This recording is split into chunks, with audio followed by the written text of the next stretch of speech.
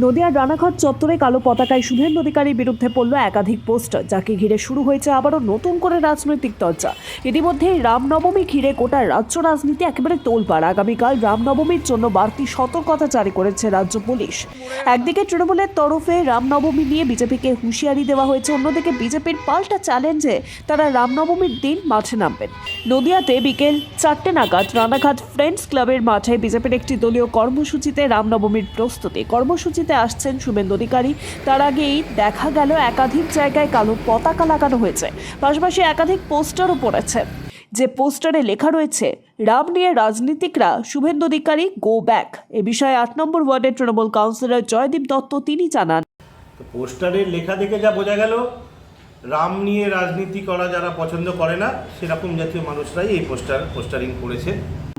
অন্যদিকে পাল্টা আক্রমণ করেছেন বিজেপি নেতা, বিজেপির শহর মণ্ডল 5-এর সভাপতি শুভঙ্কর সাহা। তিনি বলেন, তৃণমূল কংগ্রেস এবং 8 নম্বর ওয়ার্ডের কাউন্সিলর বলতেও লজ্জা লাগে, ভয় পেয়ে গেছে। তৃণমূলের রানাঘাট শহর কেন সারা রাজ্য জুড়ে তৃণমূলের পায়ের তলার মাটি সরে গেছে। Bureau report, sky news Bangla.